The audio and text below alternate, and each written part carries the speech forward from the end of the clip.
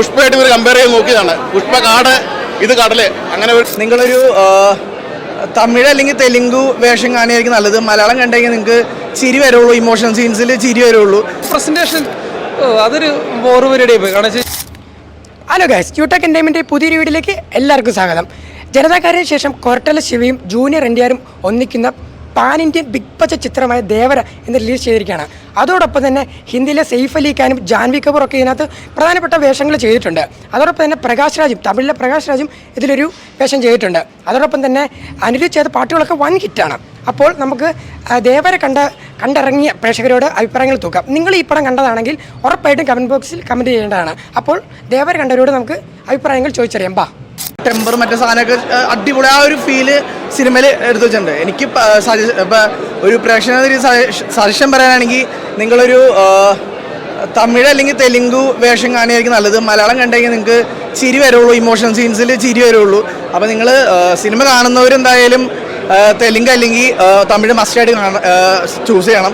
മലയാളത്തിൽ ഭയങ്കര ക്രിഞ്ച്, അതായത് അവരമ്മളുടെ ഡയലോഗ്സ് ആയാലും സെൻറ്റിമെൻറ്റ്സ് ആയാലും എന്ത് സാധനമായാലും ഭയങ്കര നമുക്ക് ആ ഒരു പ്രേക്ഷകൻ എന്ന രീതിയിൽ കിട്ടുന്നില്ല. നിങ്ങൾ അടിപൊളിയായിട്ട് എൻജോയ് ചെയ്ത് കാണണമെങ്കിൽ തമിഴ് അല്ലെങ്കിൽ തെലുങ്ക് കാണണം. ആ ചുട്ടമല്ലേ സോങ്ങും മറ്റേ ഫിയർ സോങ്ങൊക്കെ ഭയങ്കര ബോറാക്കി എടുത്ത് വെച്ചേക്കണം. എനിക്കിഷ്ടപ്പെട്ടില്ല കേട്ടോ. ഞാൻ വണ്ടിയിൽ എപ്പോഴും വെച്ചുകൊണ്ടിരിക്കുന്ന പാട്ടാണ് ഫിയർ സോങ്ങും ചുട്ടുമല്ലേയും. ഇത് മലയാളത്തിൽ കാണുമ്പോൾ ഭയങ്കര ബോറായിട്ടാണ് തോന്നിയത്. തമിഴും തെലുങ്കൊക്കെ നൈസാണ് ശരിക്കും പറഞ്ഞു കഴിഞ്ഞാൽ. നോക്കണേ, രണ്ടും ഞാൻ കണ്ടാണ്, തെലുങ്കും കണ്ടു മലയാളം കണ്ടു. അപ്പോൾ നോക്കുകയാണെങ്കിൽ തെലുങ്ക് കാണുകയാണ് നല്ലത്, തമിഴ് തന്നെയാണ് ഏറ്റവും നല്ലത്.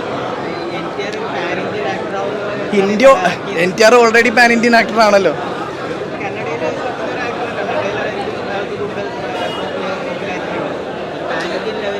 പാൻ ഇന്ത്യൻ ലെവലിൽ ഇപ്പോൾ RRR വന്നപ്പോൾ തന്നെ പുള്ളി ഒരു ലെവൽ ഓഫ്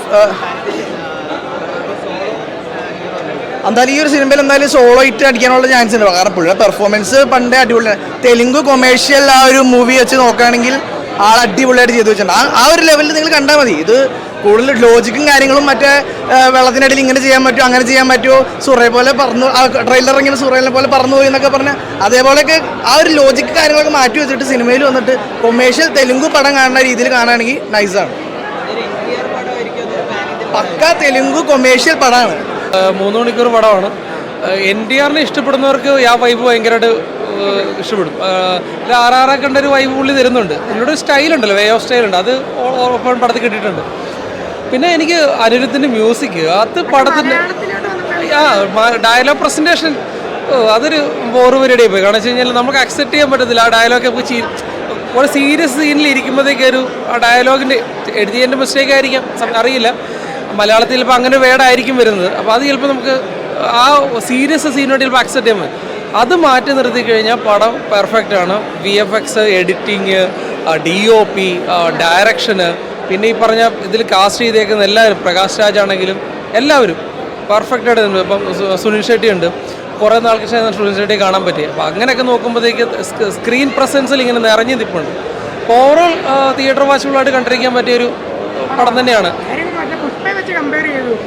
പുഷ്പ അതൊക്കെ വേറെ ജോണർ ടൈപ്പാണ്. പുഷ്പയുടെ ഒരു ലെവലിലോട്ടൊക്കെ വരാൻ തുടങ്ങി. അതുമായിട്ട് കമ്പയർ ചെയ്യാൻ പറ്റത്തില്ല, ആ ലെവലും എത്തിയിട്ടില്ല, അത് ഓപ്പണായിട്ട് പറയാം. എന്നാൽ ദേവര മോശമല്ല, വൺ ടൈം വാച്ചബിളായിട്ട് തിയേറ്ററിൽ കാണാൻ പറ്റും. സെക്കൻഡ് പാർട്ടിലാണ് കൊണ്ടു നിർത്തിയേക്കണത്. അപ്പം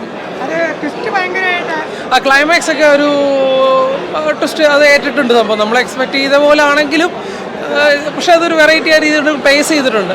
അപ്പോൾ ഓവറോൾ ഒരു വൺ ടൈം വാച്ചബിളായിട്ട് കാണാൻ പറ്റിയ നല്ല പടം തന്നെയാണ്, മോശമൊന്നുമില്ല. ആ ഡയലോഗിൻ്റെ മാത്രമേ ഉള്ളൂ, അത് ആരും കുറ്റം ചെയ്യേണ്ട കാര്യമൊന്നുമില്ല. അത് വേടിൻ്റെ ഒക്കെ പ്രശ്നങ്ങളേ ഉള്ളൂ.